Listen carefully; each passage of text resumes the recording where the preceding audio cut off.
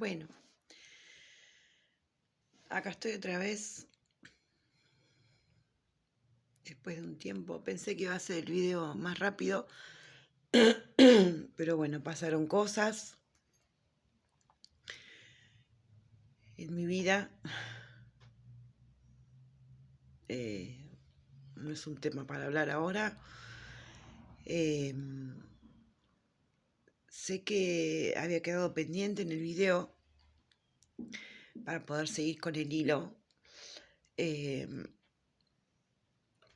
fue lo que me pasó a mí a partir de el diagnóstico de cáncer de mi mamá. En el anterior video les conté que el jueves 11 de julio la acompañé a hacer la endoscopía, que ahí el médico me llamó aparte y me contó, bueno, que no pudo pasar por el esófago, me hizo el panorama para que me prepare, pero que de todos modos había pedido la biopsia. Al otro día, viernes 12, fui a trabajar, que no la pasé bien, era el último día antes de las vacaciones de invierno. Fue al otro día que les informé a mis hermanos, como que ese día no quise caer de lo que me dijo el médico, no quise caer, no me pude hacer cargo. Pasó sábado, domingo, llega el lunes, primer día de vacaciones de invierno. Yo, a pesar de este diagnóstico de mami unos días antes, yo ya venía con mucho estrés, del cual no me hacía cargo tampoco, porque estaba convencida de que yo era Highlander, igual que mi mamá. Ese lunes descansé, mi mente proyectó 15 días de vacaciones. Me tocaba otro estudio con mamá, que ya lo tenía hace un tiempo, pero bueno, la iba a acompañar, total estaba de vacaciones. Llegó la noche, ese lunes, mi hija tenía un cumple, empezó con, bueno, las juntadas típicas con amigas, empezó sus vacaciones, se fue. Bueno, con mi pareja nos hicimos un fernet, recuerdo tomé medio fernet y le dije, me voy a dar un buen baño. Dale, me dijo él, yo caliento la comida, nos hicimos una picada, o estábamos relajados, pusimos una serie sumamente relajada, bueno, cuando uno cree que está relajado, ¿no? Me acuerdo, me tomé mi tiempo para el baño, me puse crema, me masajeé la nuca, que son cosas que no estaba acostumbrada a hacer y aún casi no estoy acostumbrada, que es cuidarme yo, mimarme. Y ese día dije, me voy a mimar, total no tengo horario, estoy de vacaciones, me encremé toda. Bueno, salí del baño, mi pareja ya me estaba esperando con la mesa, todo listo, y me senté, corrí la silla, me arrimé a la mesa y de la nada, porque esto te sorprende de la nada, empecé a sentir un calor y como si se me aflojaran las piernas, como si no existieran, como un calor que empezaba desde los pies, iba hacia arriba del cuerpo. Cuando llegó acá, me empecé a ahogar, pero de una manera horrible, desesperante. No podía respirar. Alcancé a agarrarle la mano al que estaba al lado mío. Le dije, amor, algo me pasa. La sensación es que te vas a morir. Algo me pasa. Es un mareo que sentís que te vas, que se terminó todo, que te vas, te ahogás. En realidad es una pérdida de control total y eso da pánico, por eso se llaman ataques de pánico. Es una pérdida total de control del cuerpo, el cuerpo actúa por sí solo, vos no le podés dar órdenes, no podés decir nada, no podés hacer nada, pero yo no me daba cuenta de lo que me estaba pasando. Alcancé a decirle a él, porque me asusté, dije, yo no sufro de presión alta, no soy hipertensa, nunca lo fui, pero sentí que era eso y dije, esto es re peligroso. Había sabido que hace un tiempo mi hermano más grande lo había tenido y había estado internado. Alcancé a decirle como podía, entre respiros y respiros, le dije, y ahora que lo estoy diciendo me mareo, porque vuelvo a sentir eso y es horrible. Alcancé a decirle, abrí Google y busca los síntomas de presión alta, busca los síntomas de presión alta. Y yo mientras intentaba respirar, no sabía cómo sentarme, movía las piernas y me ahogaba y respiraba como podía. Y lo miro a él desesperada, esperando que me dé una respuesta para ver si llamaba a la ambulancia o no. Y él hace una mueca, leyendo. Le digo, ¿qué pasa? ¿Qué pasa? Me dice, no tenés un ataque de depresión, me dice. Estás teniendo un ataque de pánico. Y ahí respiré y empezaron a aparecer las primeras lágrimas. Y le dije, ¿cómo sabes? Porque no busqué ataque de depresión. Escribí los síntomas que estás sintiendo y me tiró Google, que es un ataque de pánico. Entonces ahí le dije, ¿entonces qué hago? Le digo, para frenarlo, ¿qué hago? Porque yo sentía que me moría. Es muy feo, no se lo deseo a nadie, que me iba a ir.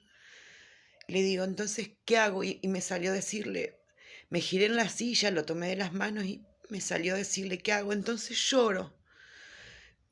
¿Qué hago? Lloro por todo lo que está pasando. Me dijo, sí, llora, mi amor. Y me abrazó y me largué a llorar desesperadamente como un bebé. Me decía, llora, amor, llora porque lo necesitas. Tu cuerpo lo necesita, sacá. Y ese llanto desconsolado es una angustia, esas que vienen solas, que te salen las lágrimas solas, que te ahogan.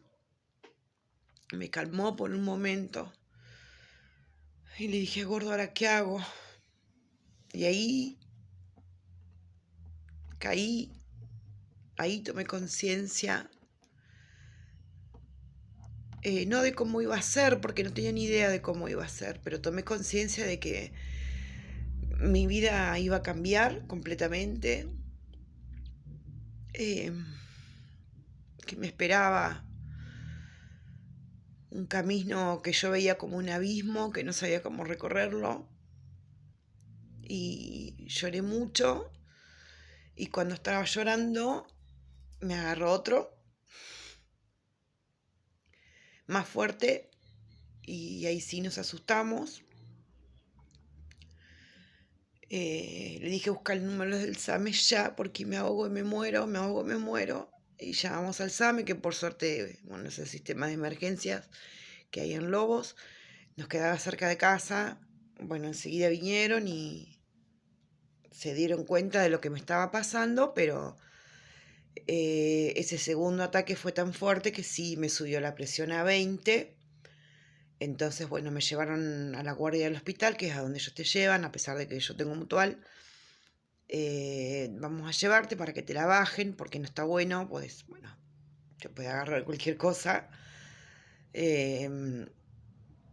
Bueno, llegué a la guardia y ya cuando llegué a la guardia me había bajado un poquito. Entonces el médico que me atendió junto con la enfermera, lo primero que me preguntaron, yo estaba sentada en una camilla, es, ¿está pasando algo en tu vida? ¿Hay algún cambio? ¿Estás viviendo un momento difícil? Contesté que sí. Me dijo, bueno, entonces quédate tranquila. Por el momento no te vamos a dar nada, pero te vamos a dejar acá sentada en observación. A ver el tiempo en que tarda en bajar la presión y acomodarse. Si no sos hipertensa no te vamos a dar nada. Bueno, fácil, estuve 1 hora en guardia y mi presión volvió a, creo que a 13, 14. Yo en ese interín lo había llamado a mi hermano también, porque mi hermano tiene auto, yo no tengo auto. Él ya estaba durmiendo, mi pareja le dijo que se quedara tranquilo, que ya el examen me había llevado. Eh, yo preocupada en realidad porque la iban a traer a mi hija en mi casa y yo no sabía si me iban a dejar internada o no. Y bueno, al final terminé llegando yo antes a casa que ella de cumple, se lo conté al otro día. Al otro día a la mañana viene mi hermano mayor, que es al que yo había llamado, y viene con su aparatito de tomar la presión, y porque él también había pasado por episodios hacía 1 año y pico de ataques de pánico, de presión muy alta, había empezado el psiquiatra, entonces bueno, vino a contarme, a calmarme, a decirme todo lo que le iba a pasar a mi cuerpo, que no me asustara, pero que iba a sentir cosas raras, que iba a sentir cosas que nunca sentí en mi cuerpo. Me tomó la presión, la tenía alta y mientras hablaba con él me tuve que parar y empezar a caminar, a caminar por la cocina mientras él me decía. Entonces le dije, Fede, le digo, para frenar, no sigas. Me volvió a dar otro muy fuerte, al punto de que me empezó a temblar la carretilla y no podía hablar. Y mientras me ahogaba, por supuesto, y sentía que la visión se me iba para cualquier lado, que no podía coordinar. Y bueno, y al toque él me llevó a la guardia de la clínica, me atendió el médico de guardia. Llegué ahí, me seguía temblando la carretilla, mi hermano me hacía chistes y yo me reía, pero no podía porque se me trababa la lengua en la carretilla.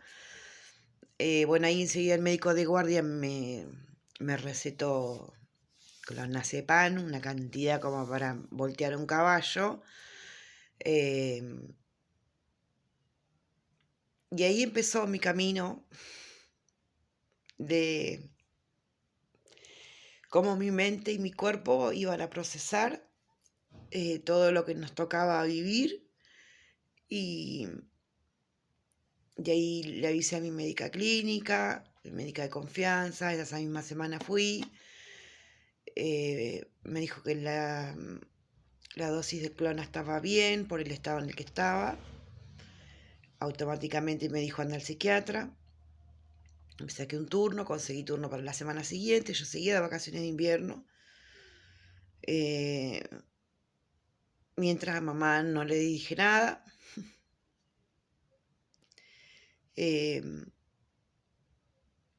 Bueno, cuestión de que terminan las vacaciones de invierno y lunes 29 de julio yo ya no volví a trabajar porque el psiquiatra me dio obviamente licencia, me medicó, aparte del clona, y hoy, 24 de mayo del 2025, aún sigo de licencia, cambié de psiquiatra, me subió la medicación, a pesar de que mamá ya hace 6 meses que no está, porque, bueno, también junto con psiquiatra empecé psicóloga, que nunca en mi vida había ido psicólogo, y bueno, ahí empezaron a surgir, no solo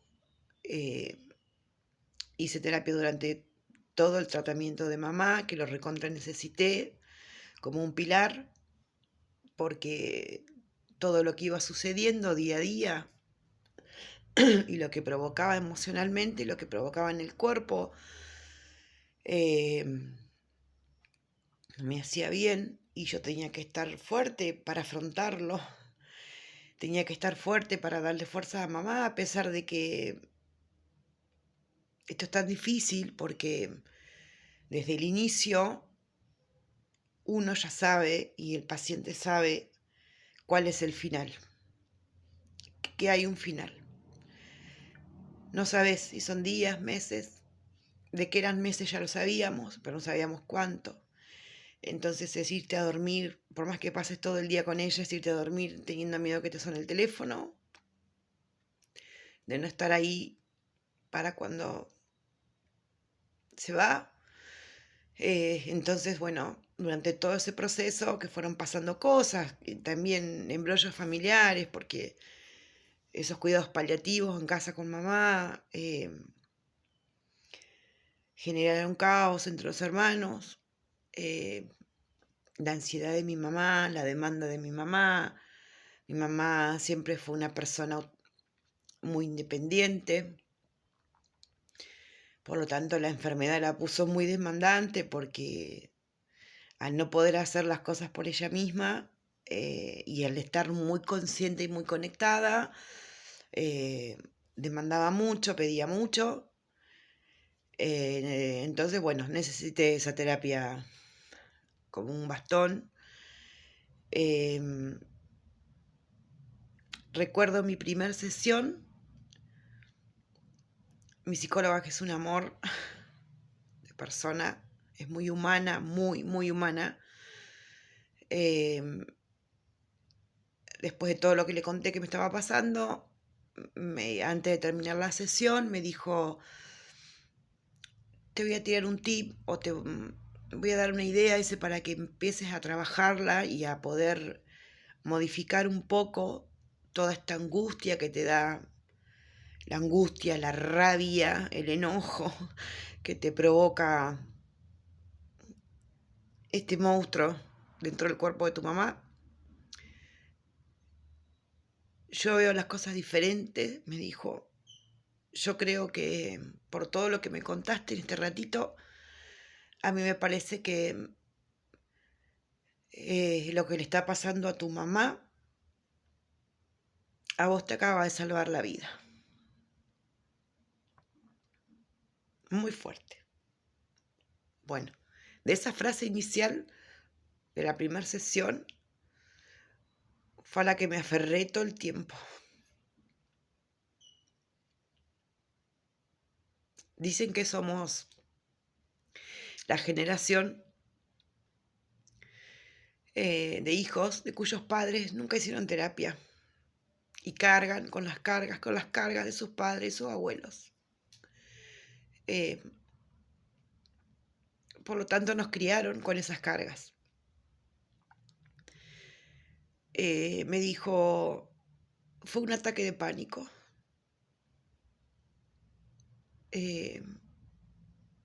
Si no te agarrabas ataque de pánico, te iba a dar otra cosa peor, de la que no ibas a tener retorno. Este ataque de pánico te trajo hacia mí me dijo, o hacia el psicólogo que vos quieras, porque vos tenés la elección, pero estás dando el primer paso para sanar. Eso me dijo en el cierre de la primera sesión. No va a ser fácil, va a ser un camino muy largo, muy doloroso, pero tomaste la decisión de empezar a sanar. Y eso te va a salvar la vida. No le tengas miedo al cáncer, me dijo. No le tengas miedo a enfermarte, porque mientras vos te escuches y te empieces a ocupar de vos, aparte de cuidar a tu mamá, vos no te vas a enfermar. Porque bueno, mi abuela materna también falleció de cáncer.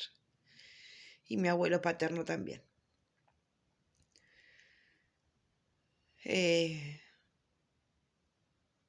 Bueno, va a ser casi, todavía no, pero un par de meses, va a ser un año que estoy de licencia, trabajo con niños, no puedo estar a cargo de grupo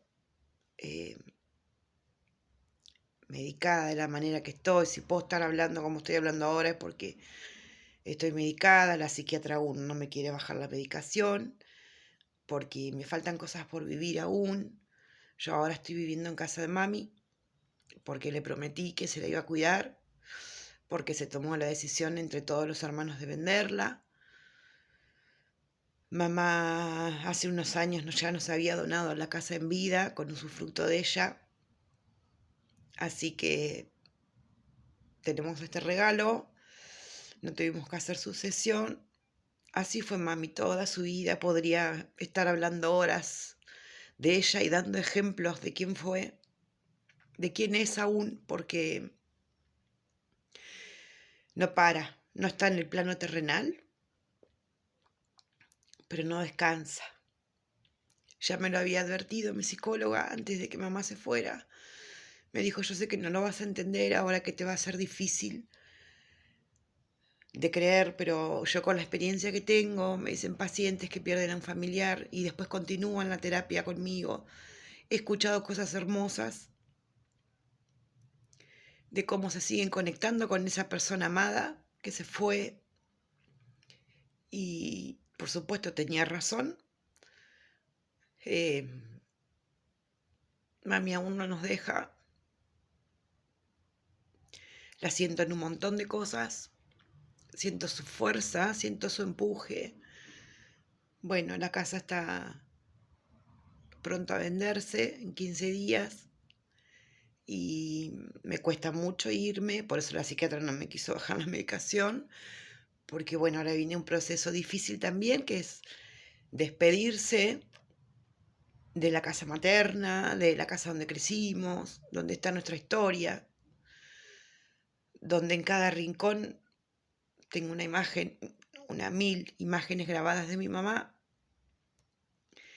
Se viene todo ese proceso, entonces aún sigo de licencia y no me bajan la medicación para que pueda procesarlo y transitarlo de la manera más tranquila posible, sin colapsar. Eh, Estoy sintiendo palpitaciones en este momento. Me hice todos los chequeos médicos, obviamente, cuando pasó lo de los pánicos. No hay nada en el corazón, las palpitaciones son producto de los pánicos que quieren salir, pero como estoy medicada no salen. Eso más los movimientos involuntarios de los párpados o de los pómulos que me cierran el ojo, producto del estrés y de una angustia muy fuerte. Esta angustia y no es porque, ya lo entendí, no es porque yo sea débil, sino porque fui fuerte demasiado tiempo, demasiado. Y ahora me toca ocuparme de mí, que no es sencillo, no es fácil darse ese permiso. A veces escondo porque no quiero que mi hija me vea mal, no quiero que se asuste. Lo que pasa es que transitar esto es angustia y es llorar para sanar. No queda otra. Es hablarle, todos los días le hablo. A veces le hablo enojada, a veces le hablo con mucho amor. Le agradezco todos los días la vida que me dio, le agradezco este regalo que nos hizo de poder tener algún proyectito con el regalo que nos hizo de la casa.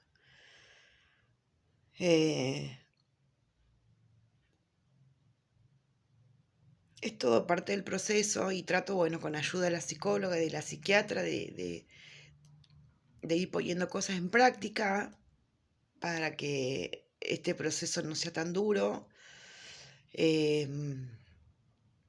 Acompañando también a mi hija, que me desgarra el alma verla llorar, pero desde que nació, que me desgarra el alma verla llorar.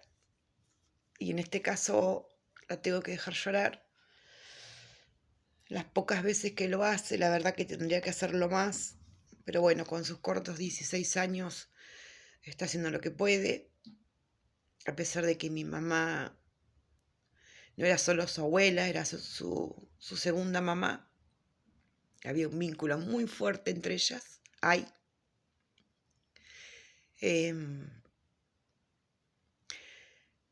Me sostengo, hay días que siento que estoy parada sobre un solo pie,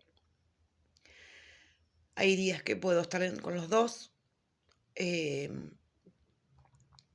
junto con todo este proceso de la sanación, de los ataques de pánico, vienen otros síntomas también, como no poder estar en situaciones sociales porque te sentís apabullado.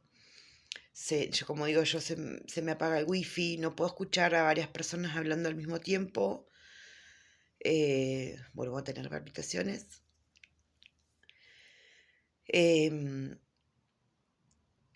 Ya ahora no tanto, por suerte, pero los primeros meses, o sea, mientras toda la enfermedad de mamá y los 2 o 3 primeros meses después de su partida,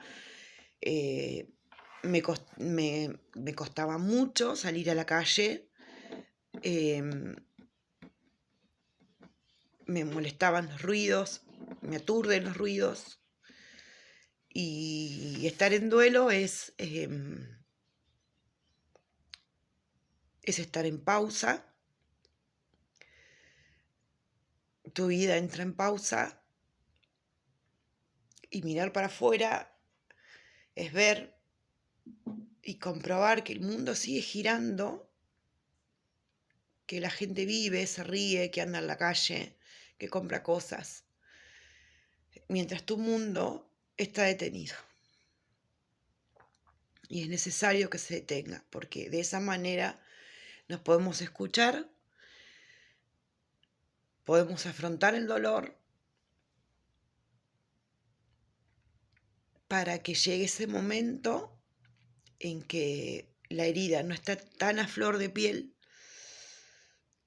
y podamos volver a involucrarnos en nuestro presente y a conectarnos con el presente, que eso significa volver a conectar con el mundo, con las personas, sin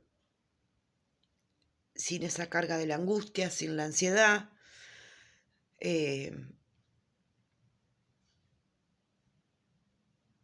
Nunca se deja de extrañar, jamás. Pero sí hay un momento en que si uno hace bien el duelo, hay un momento en que esa herida cierra, queda la herida, porque esa marquita de la herida es la que nos recuerda que amamos mucho a alguien que ya no está, y el duelo nos ayuda a poder aceptar y a convivir con la idea de que esa persona no está en forma física, que es la parte más difícil, y poder empezar a aceptar y a convivir con la idea de que sigue estando, pero en otro plano. Ese es el proceso de sanar. No hay otra manera de hacerlo. Si te afecta tanto, hacete cargo. No es fácil, porque a veces el duelo cansa, físicamente cansa mucho, el llorar cansa mucho, dan ganas de acostarse. Yo no estoy deprimida ni quiero dejar esta vida, al contrario, estoy llena de proyectos, mi hija me llena de vida. Quiero vivir mucho tiempo, quiero estar sana, quiero ver a mi hija lograr cosas, acompañarla, compartir cosas con ella. Quiero vivir esta etapa hermosa que estamos viviendo con mi pareja, que nos la recontra merecemos los dos a esta altura de la vida. Pero a pesar de no tener una depresión, sí, muchas veces dan ganas de dormir para dejar de pensar un ratito, porque el duelo cansa. Y es necesario.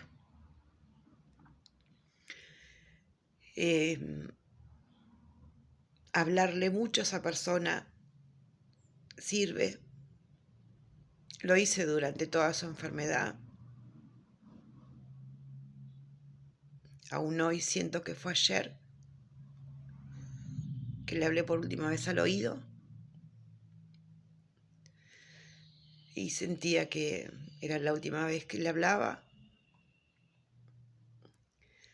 Siento que fue ayer que salí del velatorio y la dejé ahí solita en el cajón.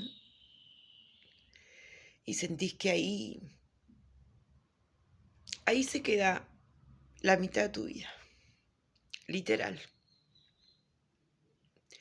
Por eso el duelo es necesario, porque la pérdida de alguien tan importante, de una persona tan presente a quien amaste tanto, y como lo fue mi mamá, es un antes y un después. Uno no vuelve a ser el mismo, se cambian los conceptos, es un proceso de reestructuración emocional y de tu visión del mundo.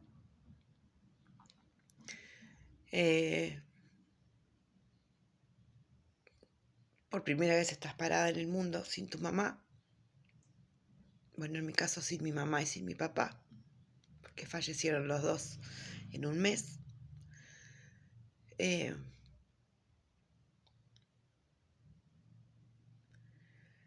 Por eso es importante transitarlo y expresar y conectarse con gente que entiende. Esto es muy importante, conectarse con gente que te entiende. No con los que, che, vamos a juntarnos que te quiero hacer reír, porque hay días que no tenés ganas de reírte. Eso viene solo, va saliendo solito, lo empezás a sentir de a poco. A mí me pasa que tengo por ahí 3 días buenos, muy buenos, y al cuarto día caigo. Pero caigo, me desplomo. Y eso no es fácil de entender para los que están alrededor. Entonces hay que conectarse con gente que entiende, que te entiende, que entienda tus tiempos, tus ganas, porque cada uno tiene su proceso y cada uno tiene su dolor y cada uno sabe el vínculo que tuvo con esa persona que se fue y cuánto cuesta despedirse y doler. Eso lo sabe cada uno de nosotros. Bueno, quería contar un poquito, seguramente me olvidé de 10.000 detalles sobre este proceso y de los pánicos. Bueno, pánicos seguí teniendo hasta que las pastillas, el cuerpo se amoldó a la medicación. Después dejé de tener pánicos después de un mes y pico, pero sigo aún con estos síntomas que están tapados por la medicación, por supuesto controlados, porque bueno, el nivel de ansiedad y de angustia aún siguen en un nivel muy alto, entonces aparecen estas palpitaciones que son una hiper, como me dijo el médico, es como que perceptís, tu cuerpo percibe más en ese momento todo, por eso te parece que el corazón te late acá. Lo mismo con los latidos de los párpados o de la cara. Me llegó a pasar de que se me duerma de ratito, es poquito, me asusté, un pedacito de la boca. Pero bueno, todo controlado. Tenía razón mi psicóloga. Esto que le pasó a mi mamá, siento que pagué un precio muy caro, pero me estoy ocupando de mí, porque no tuvimos una vida fácil. Es por eso que aunque me enoje mucho con mami, porque se cansó y soltó, entiendo por qué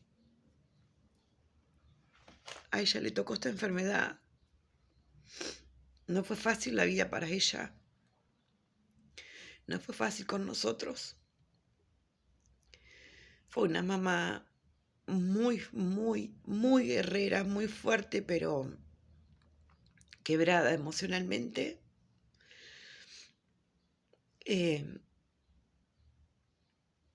Y así todo nos dedicó su vida entera.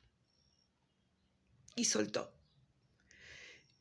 Y eso a veces es lo que me enoja, y se lo digo, porque yo no quería que me suelte.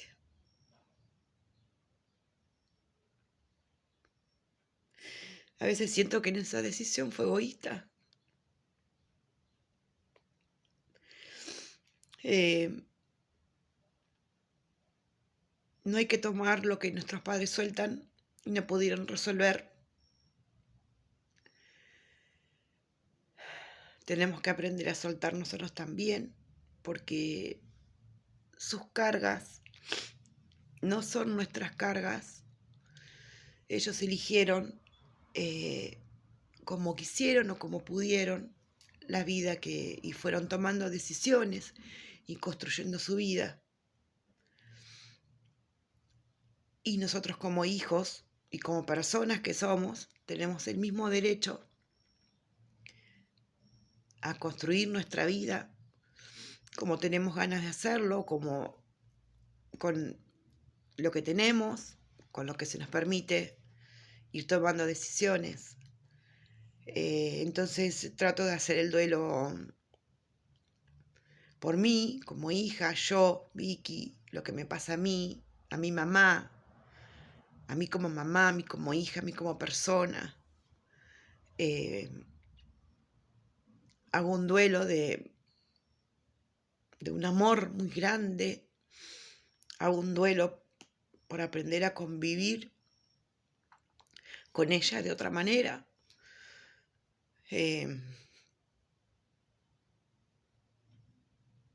Agradeciéndole la vida que me regaló, perdonándole desde el primer día el por qué se fue, o el por qué eligió vivir como vivió. A veces pienso si alguna vez soñó, si alguna vez se atrevió a soñar. Tenía mucha carga, éramos 5, entonces yo sí me quiero atrever a soñar. Yo quiero ser feliz, primero por mí y después por mi hija. Primero hay que quererse uno. No hay otra fórmula. Y aprender a convivir con mami, así acá, acá, acá. Cada vez que le abrazo a mi hija, abrazo un pedacito de mi mamá. Cada vez que abrazo a mi hermana, abrazo un pedazo de mamá. Cada vez que me cuido, es un regalo que me hago a mí. Y es como un agradecimiento por la vida que me dio.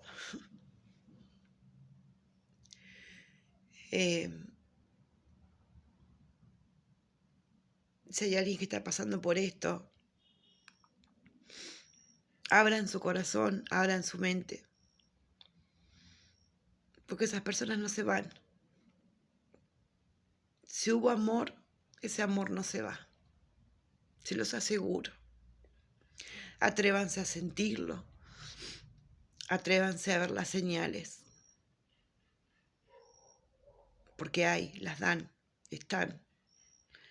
Si nos amaron mucho, si los amamos mucho, no es fácil para ellos dejar este plano. Primero se tienen que cerciorar de que estemos bien para descansar en paz. Entonces hay que estar bien, hay que sanar, hay que hacer el duelo,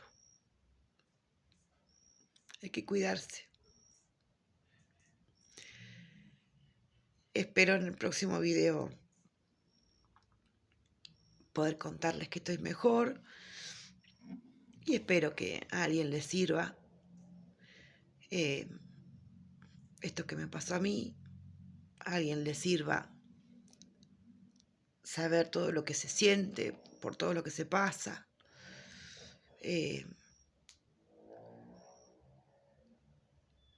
Mi mamá en toda su enfermedad lloró y dijo, tengo miedo, una sola vez.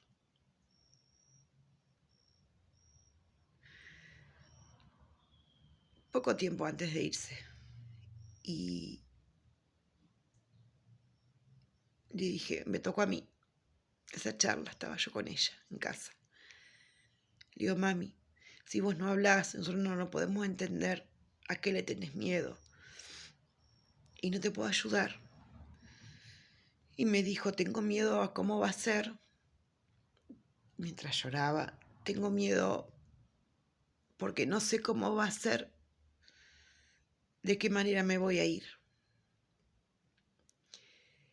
Y yo, a pesar de lo que yo estaba atravesando emocionalmente y físicamente, en ese momento, como en tantos otros, tuve que sacar fuerzas, hablarle con mucha calma, hablarle desde el alma y explicarle a mi mamá cómo iba a ser su muerte.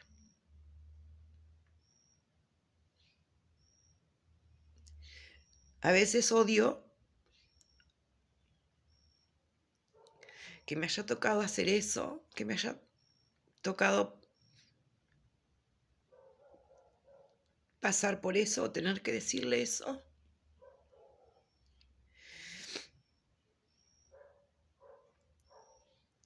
Y como el duelo no es algo lineal, ni va para un lado y vuelve, sino que va y viene, es una espiral. Son días buenos, días malos. A veces siento que fui bendecida por tener ese momento con mi mamá, por haber sido yo la que la pudo calmar y decirle cómo se iba a ir.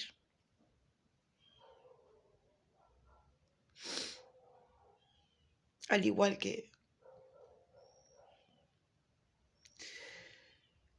a pesar de mi estado, haber estado en la cama y acostada con ella hasta que dejó de respirar. Ese momento me tortura porque esas imágenes a veces me vienen a la cabeza y son los momentos de más angustia que tengo, y al mismo tiempo agradezco haber elegido hacer eso. Agradezco, y lo haría 1000 veces más, haber estado acompañándola hasta el final y haber estado con ella en ese instante, junto con mi hermana. Bueno,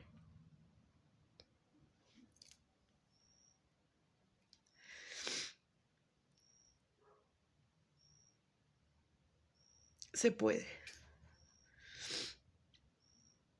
Hay una vida, se sigue viviendo y se puede ser feliz después de la pérdida de un ser amado.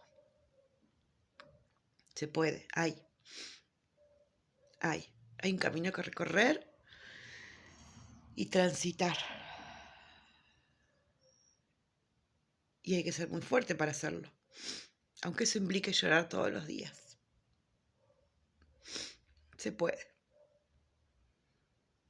Ya les contaré en el próximo video cómo fue todo lo que me falta vivir y dejar la casa de mami.